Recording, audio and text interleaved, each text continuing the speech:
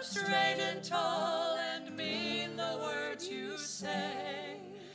There is a point you must decide, just to do it 'cause it's right. That's when you become a point of light. There is a darkness that everyone must face.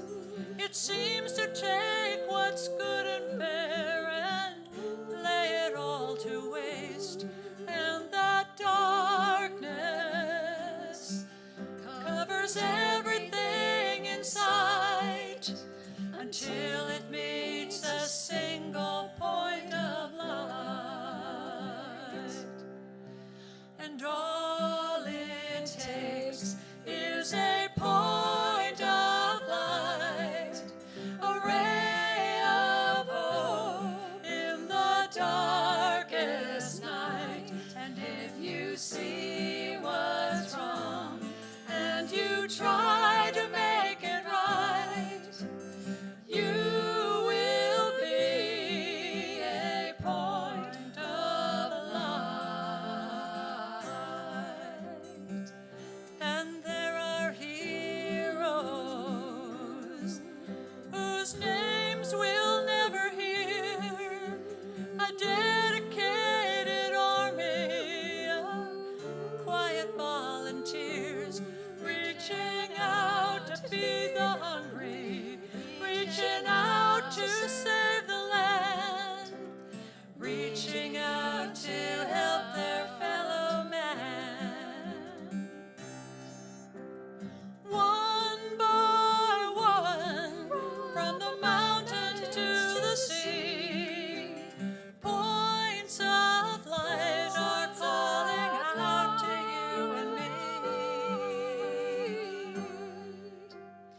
All it takes is a point of light, a ray of hope in the darkest night.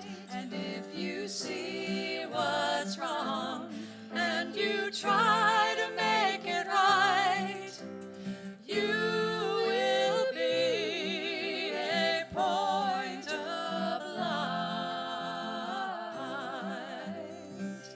And if you see what's wrong and you try to make it right, you will be a point of light.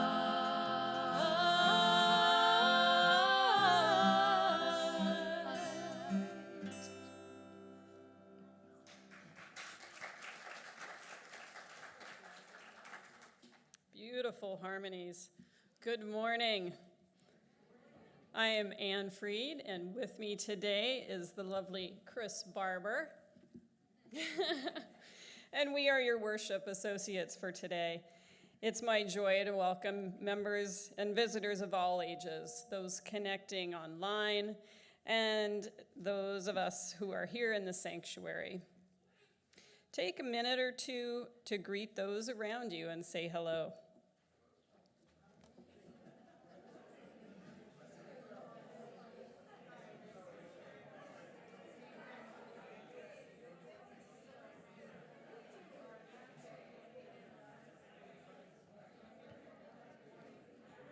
It's kind of my favorite part.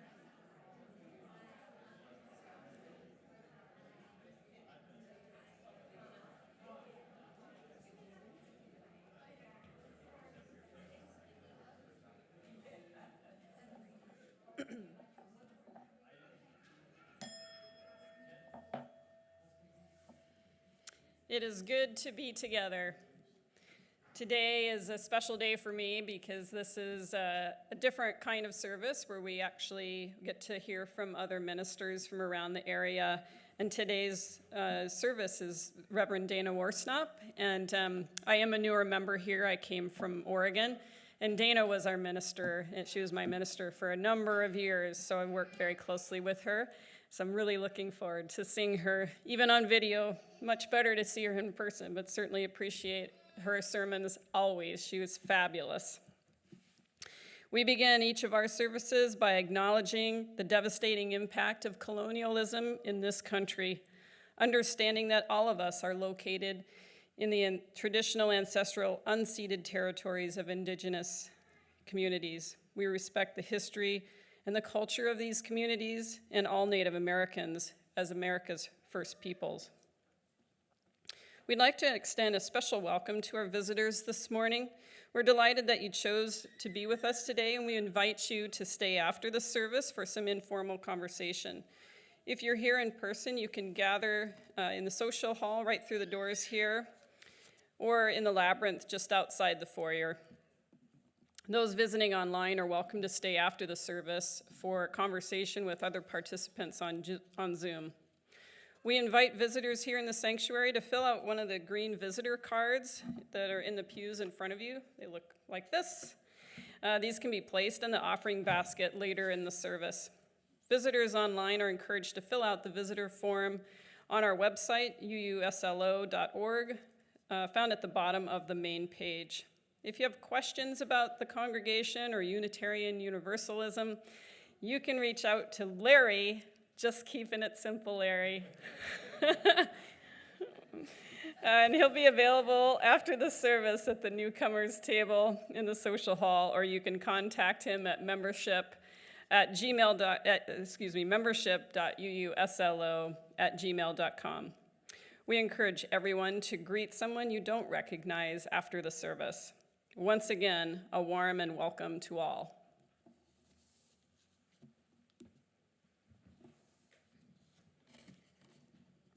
Today's chalice lighting is from the singing, The Living Tradition, 453, Passover Haggadah.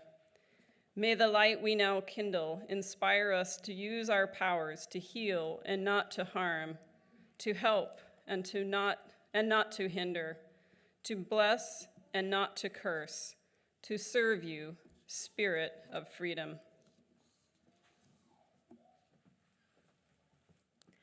Good morning, everyone. It is so exciting to be here with you again and to join the really fabulous, amazing group of worship associates that we have in this congregation. I have been studying everybody's work to see what I can learn from them, and honestly, everyone here that puts the time and energy into doing this is just bringing such amazing gifts and sharing it with the congregation. So I'm just really happy to be up here sharing with everyone. So today's call to worship is God Says Yes to Me by Kaylin Hott. I asked God if it was okay to be melodramatic, and she said, yes! I asked her if it was okay to be short, and she said, it sure is. I asked her if I could wear nail polish or not wear nail polish, and she said, honey, she calls me that sometimes. She said, you can do exactly what you want to. Thanks, God, I said. And is it even okay if I don't paragraph my letters? Sweet cakes, God said. Who knows where she picked that up? What I'm telling you is, yes, yes, yes. Come, let us worship together. Please rise in body or spirit and join in singing number 128, For All That Is Our Life, in our gray hymnal, or you may follow the words on the screen.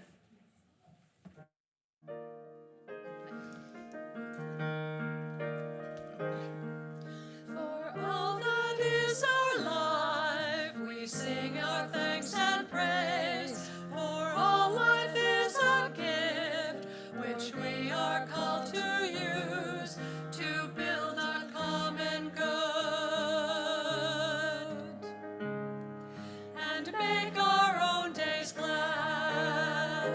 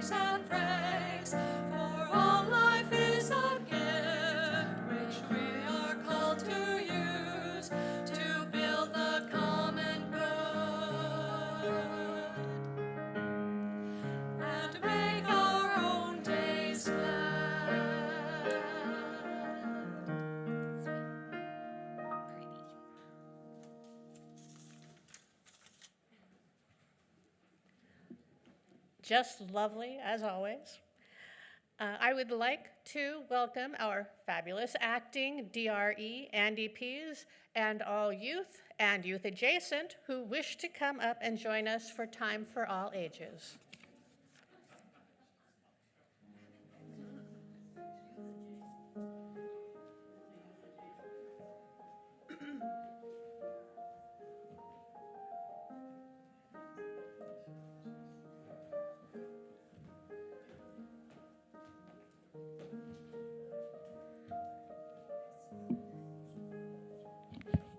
Good morning, good morning. I'm Andy Pease. I'm acting like Janet today. I'm acting as the director of religious exploration this morning while Murphy is out of town.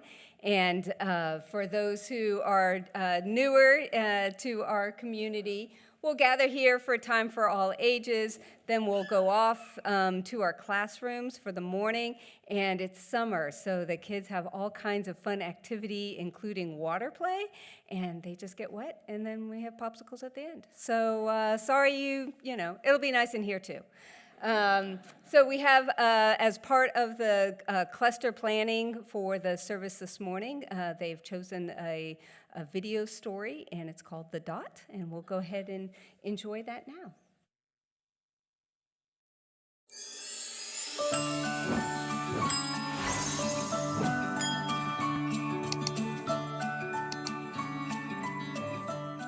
The Dot by Peter H. Reynolds.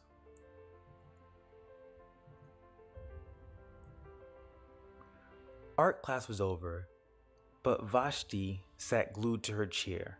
Her paper was empty. Vashti's teacher leaned over the blank paper. "Ah, a polar bear in a snowstorm," she said. "Very funny," said Vashti. "I just can't draw."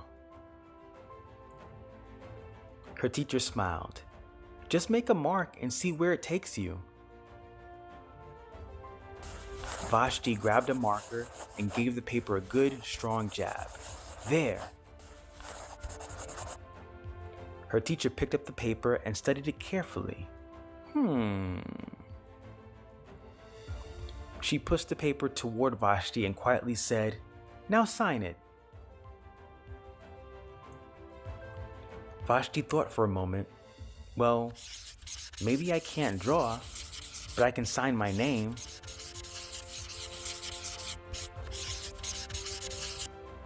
The next week, when Vashti walked into art class, she was surprised to see what was hanging above her teacher's desk. It was the little dot she had drawn, her dot, all framed in swirly gold. I can make a better dot than that. She opened her never-before-used set of watercolors and set to work. Vashti painted and painted. A red dot, a purple dot, a yellow dot, a blue dot. The blue mixed with the yellow. She discovered that she could make a green dot. Vashti kept experimenting. Lots of little dots in many colors. If I can make little dots, I can make big dots too. Vashti splashed her colors with a bigger brush on bigger paper to make bigger dots. Vashti even made a dot by not painting a dot.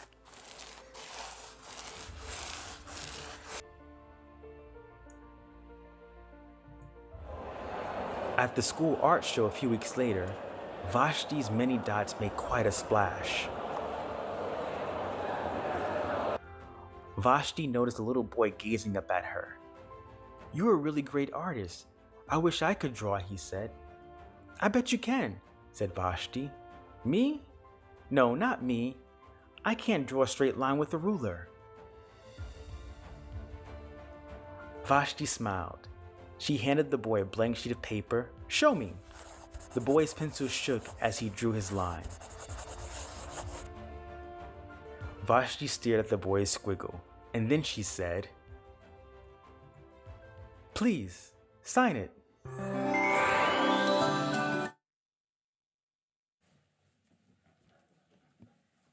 All right. right. Thank you for that story. And with that, we're going to go to our class in RE. And before we do that, I also want to note that Jess, who is in our works in our nursery, is going to be away for a few months. She's going to go nanny up in Washington, so we wish her well on her travels and look forward to her coming back again. And with that, I'll take the chalice from here and bring it into RE. Thank you.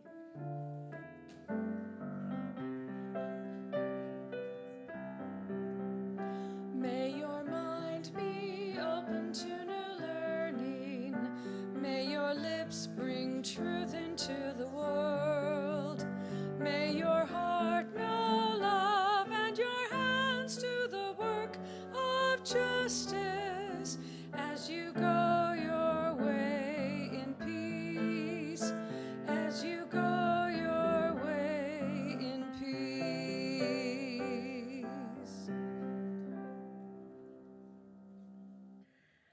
All righty. I always envy the kids. I kind of want to go with them. But I would like to introduce Douglas Pillsbury, one of the 4 delegates that went to the General Assembly this year, and I welcome his presentation.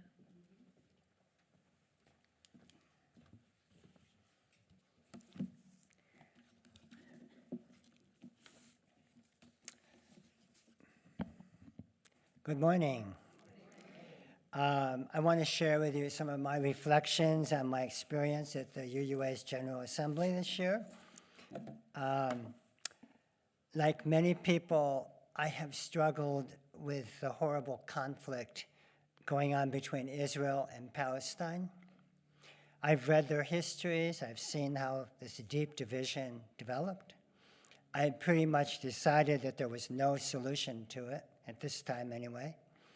However, when I went to General Assembly as a delegate in June, I was confronted with an action of immediate witness calling for solidarity with Palestinians. An action of immediate witness is a resolution voted upon by delegates during the assembly to either adopt or turn down.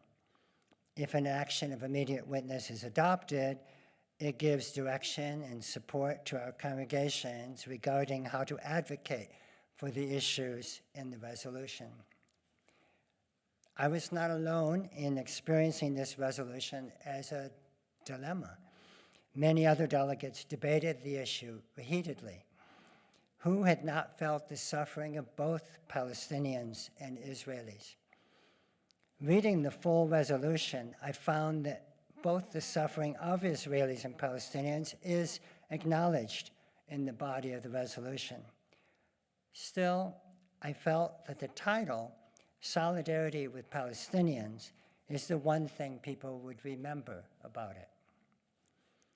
In addition to this resolution, another resolution, put forth a little later by Jewish Unitarian Universalists, called for a ceasefire and the return of the hostages.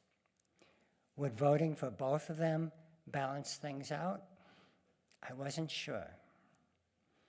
At the time, I felt there had to be some other choice.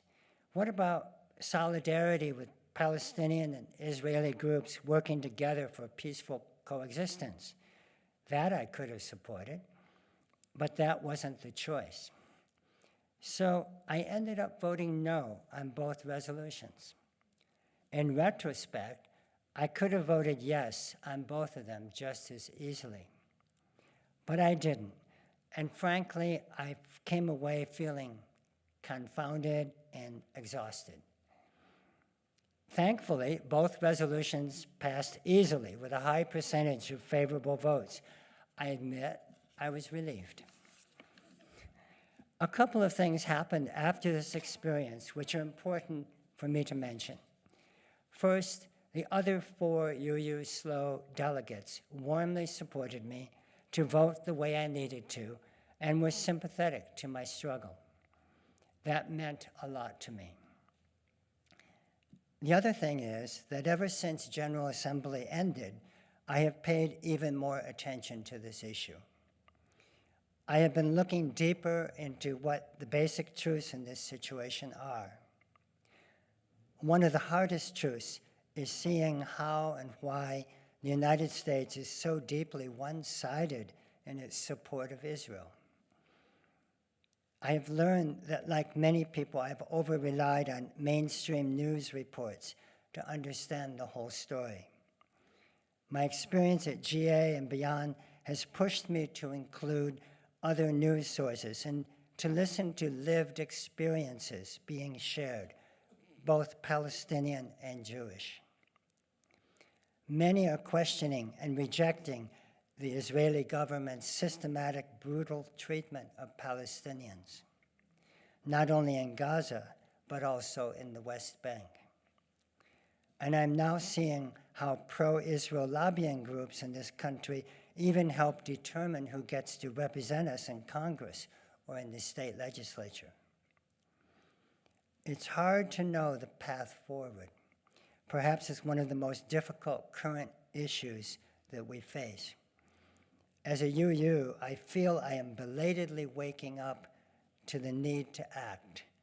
How can we not?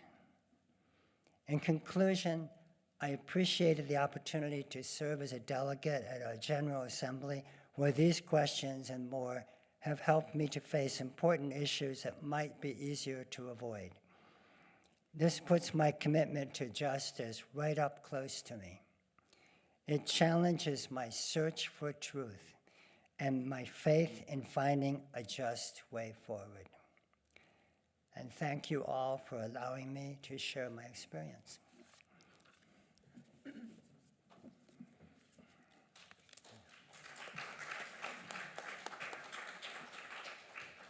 Thank you, Douglas.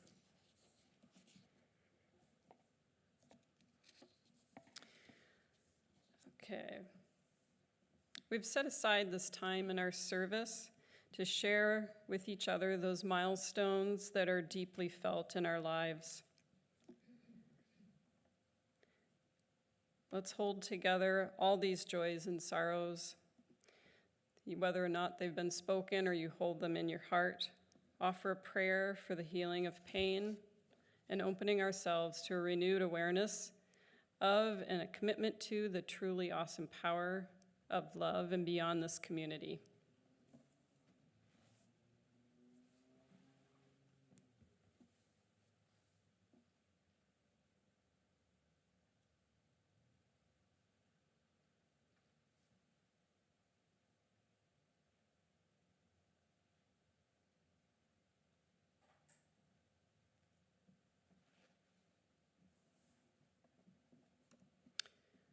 Our community outreach offering recipient for August is Literacy for Life.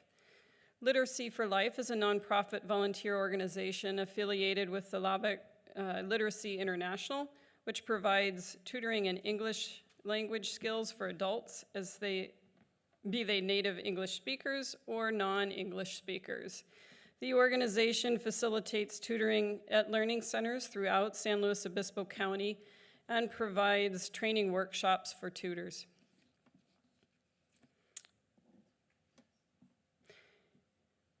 Here is the giving page on our website.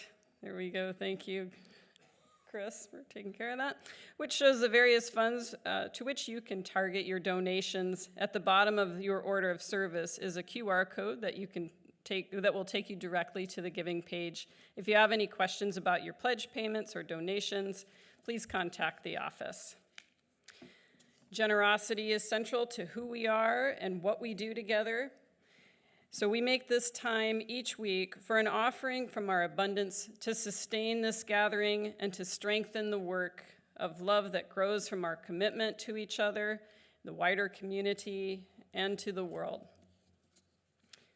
Please join me in these words for the offering. We are this church. We are its hands, its heart, its voice. Together we share the wealth of this community and sustain it with our gifts. The offering will now be given and received.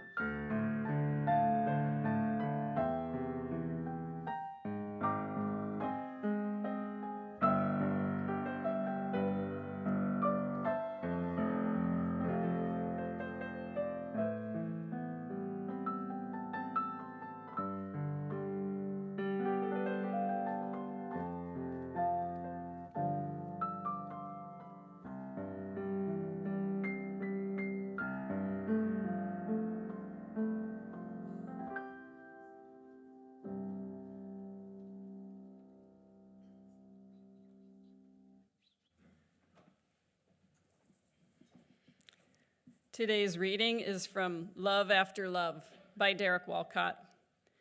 The time will come when with elation you will greet yourself arriving at your own door, in your own mirror, and each will smile at the other's welcome and say, "Sit here, eat."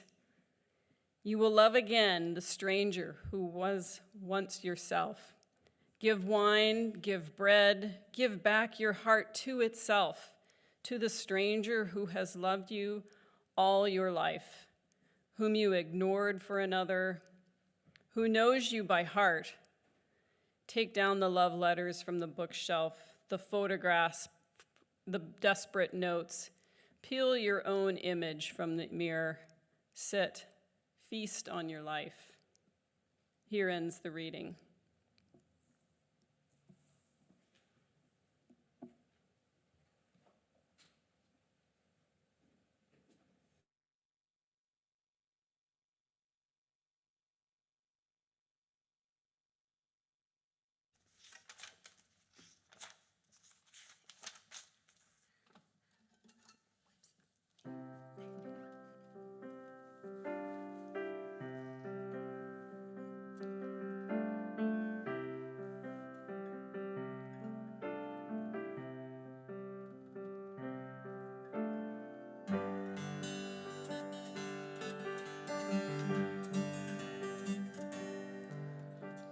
A dream is like a river, ever changing as it flows, and the dreamer's like a vessel that must follow where it goes, trying to learn from what's behind you, never knowing what's in store, makes each day a constant challenge, just to stay between the shore. And I will sail my vessel till the river runs dry, like a bird upon the wind. These waters are my sky, I'll never reach my destination if I never try, so I will sail my vessel till the river runs dry. Many's the time we stand aside and let the water slip away, till what we've put off till tomorrow has now become today. So don't you stand upon the shoreline and say you're satisfied.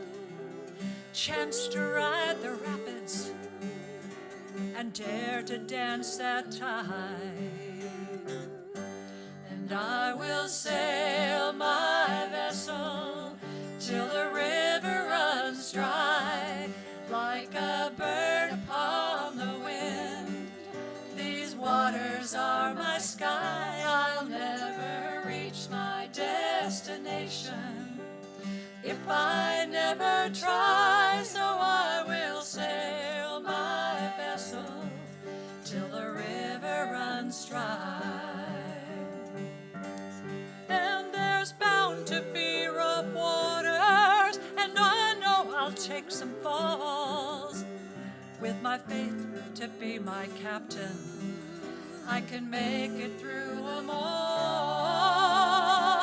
And I will sail my vessel till the river runs dry, like a bird upon the wind.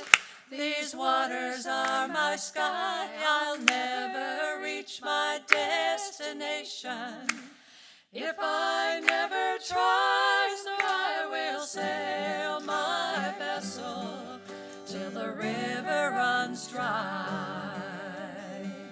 Oh, I will sail my vessel till the river runs dry,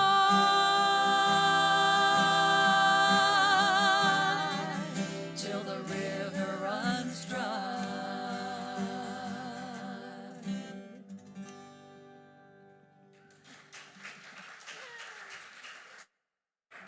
Love those harmonies. All right.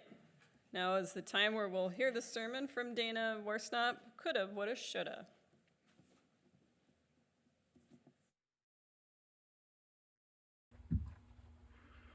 Greetings. I am the Reverend Dana Worsnop, minister of the Unitarian Universalist Church of Ventura. It is so good to be winging my way into our cluster congregations.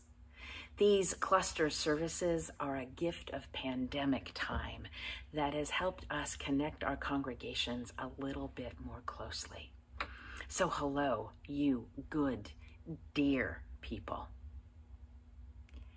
My favorite advice columnist is Carolyn Hacks from the Washington Post. She is wise and wry, clear and direct, sometimes a little snarky, and always kind. She has also created a kind of online community and invites her readers to share their comments on some of the letters she gets, and sometimes she shares them in her column.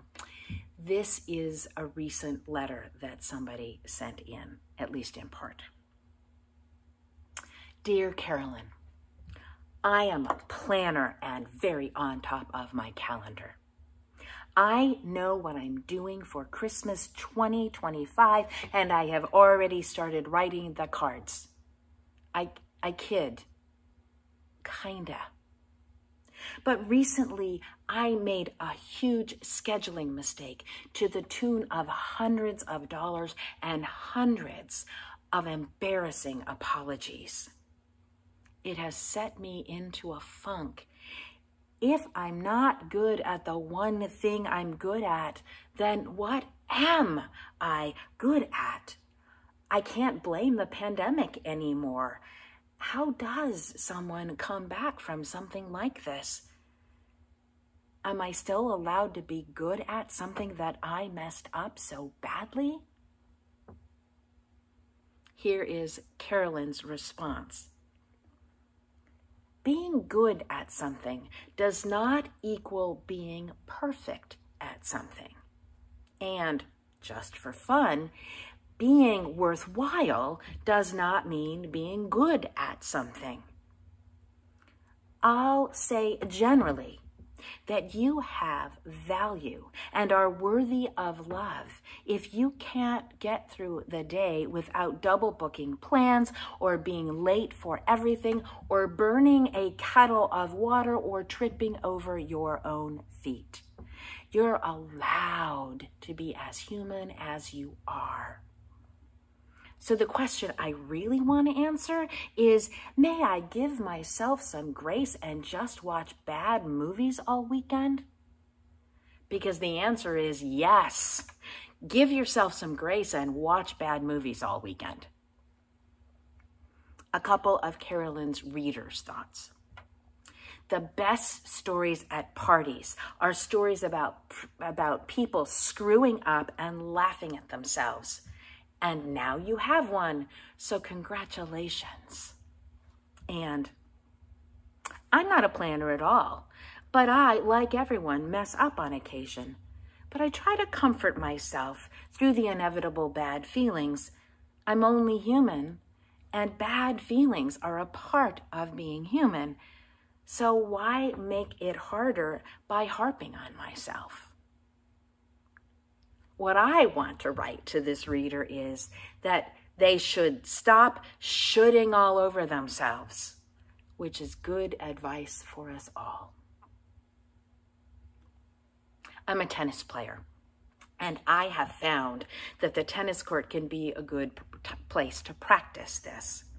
And it's helped me grow and how I move through the world and my inevitable screw-ups, to hold it all a little more lightly. It used to be that when I missed a shot, I would think and or say aloud, I should have come to the net, or I should have hit all the way through that forehand, or some other thing that I should have done better. But the thing is, sometimes the people on the other side of the net make a really good shot that I could never have gotten to, no matter what. So I have learned to say, I could have come to the net, or I would have followed through on that shot if the other player hadn't drilled it deep into my backhand side. And I've also learned to simply say, good shot to my opponents. Because that's actually more true and more realistic, and it's a whole lot kinder to myself. Thinking that I should be able to return every shot is unrealistic. And that kind of self-talk is nearly perfectly crafted to make me unhappy and doubt myself and play less well. When did we, as a human culture, stop giving ourselves space to learn? I recently heard an acronym that sums a lot of this up. SHAME, shame. Should have already mastered everything. No space to learn. No space to get anything wrong. No grace for being human. Lots of fear of being judged and blamed. Where does this come from? Seriously, where? To be alive and to be human is to need to learn all the way through our lives. And often, unfortunately perhaps, but often the only way we really learn is through making mistakes. We understand the concept of trial and error. We get it. But we don't give ourselves that grace. And somehow we think we're supposed to already know it all from such an early age. Before ministry, I taught 3rd grade, and it would break my heart when my 8-year-olds would beat themselves up about not already knowing an answer. They were only 8. And it was actually my job to teach them these things.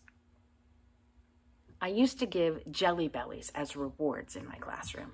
You know, those little jelly beans that are particularly tangy or sweet in flavors like root beer, tangerine, or popcorn. Yes, it was rewarding them with candy, which is complicated. But I also hoped that somehow my kids would see that learning was sweet. My favorite thing was to give them a jelly belly for making a mistake. Wow, thank you. I was waiting for somebody to make that mistake. Now we can all learn something together.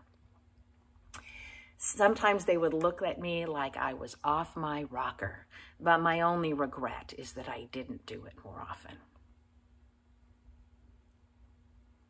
Because by 8 years old, they had already learned shame. Somehow they should have already mastered everything. And we've all still got some of this in us. The clue for me when it's happening is if I get defensive or angry or want to blame someone else out there. Blame outwardly or inward, or blame myself, castigating myself for the slightest infraction. And yet, what of the things that are really hard? Our cultural understanding about oppressions and biases has grown like gangbusters in the last couple of decades. Grown so fast that no one can keep up. No one. So we are almost guaranteed to make mistakes with all of it. And somehow we still think that a truly good person will have already mastered negotiating all of the present cultural landmines, like racial and gender equity, with grace and assurance. The shame that we don't already know how to do this can stop us cold from even trying. Or to blame the world for making it all so hard and retreat from all of the issues completely. It is our shoulds, I think, that lead us to be afraid of mistakes. Like we're supposed to get this really hard stuff right the very first time. In this scenario, less than perfection becomes a shame that makes us want to hide any mistake and or get defensive about our good intentions, even if we did mess up in some way. So this is where coulda and woulda can come in very handy. I coulda said something differently. I even woulda if I'd known the whole picture. It makes it a bit easier to practice a new behavior. Makes it easier to say something like, wow, I didn't even know that was an issue. Or, wow, I'm really sorry that I said or did something that hurt you.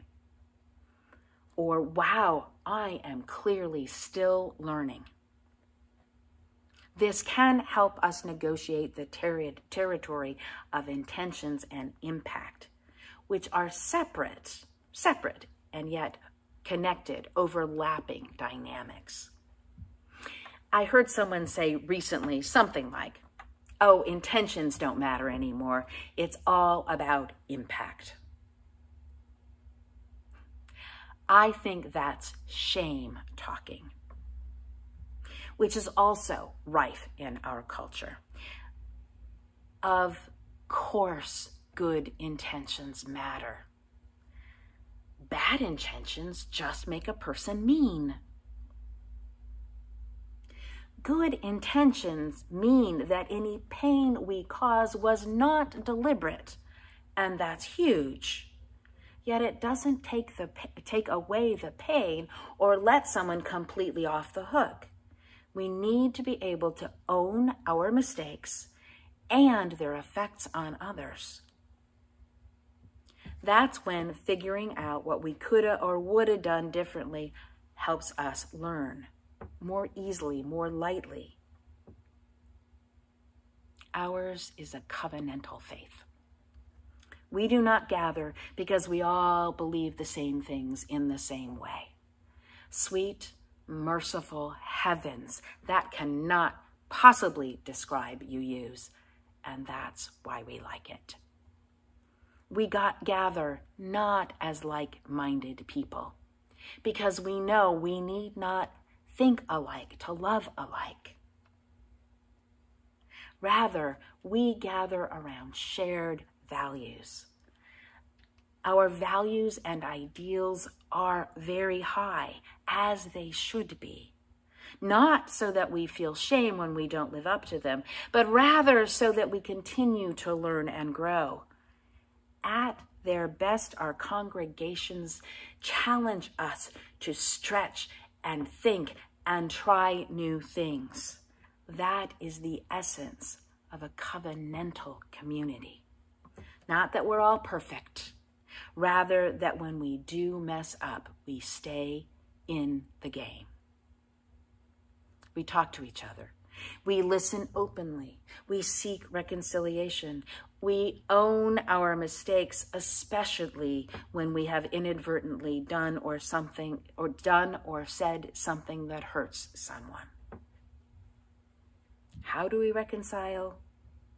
Put down the shoulds from all sides. Be accountable, which is easier said than done. Be willing to find out that you missed the memo and then go read it. Be willing to forgive yourself. Be willing to forgive another and begin again in love.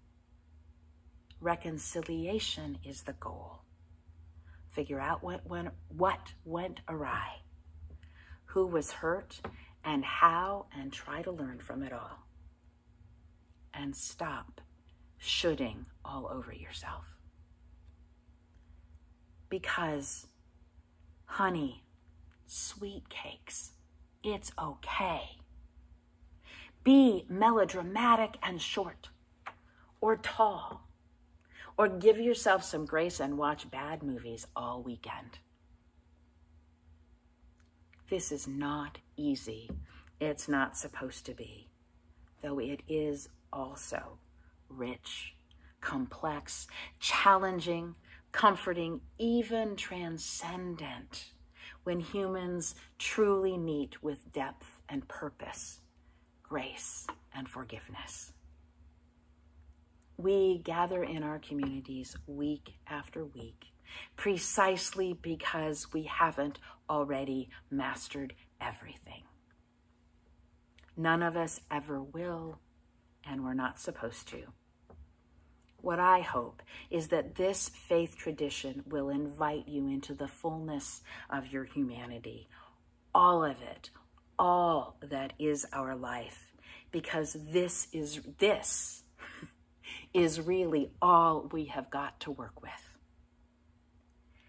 Everything that happens can serve to help us learn and grow, deepen in kindness, in capacity, in joy, in strength, courage, hope, and in love.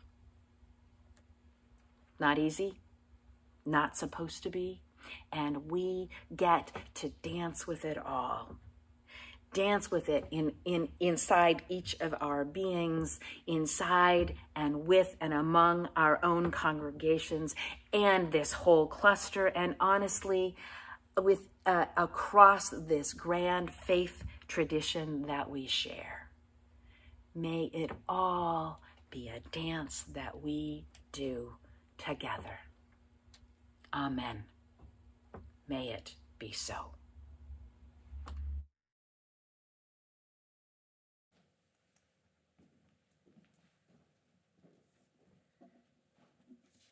All righty. Please rise in body or spirit and join in singing number 311, Let It Be a Dance, in our gray hymnal, or you may follow the words on the screen. Thank you for your organization.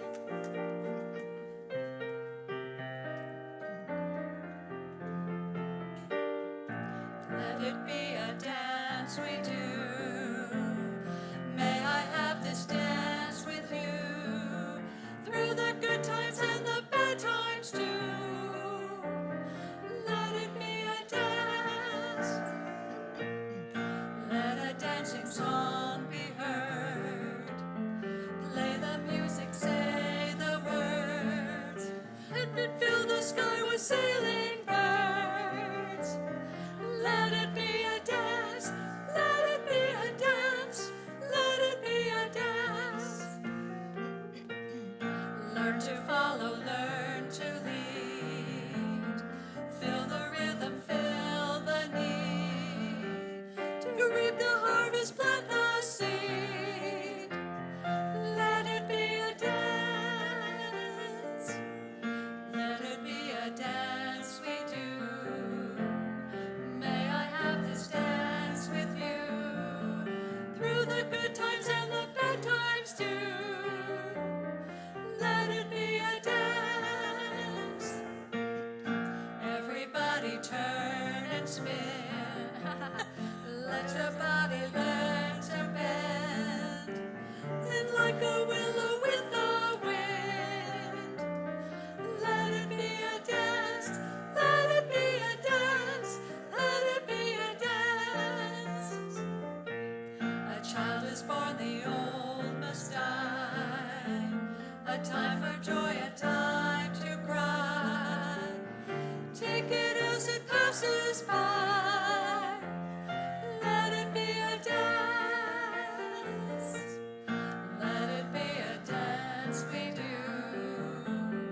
May I have this dance with you through the good times and the bad times too. Let it be a dance. Morning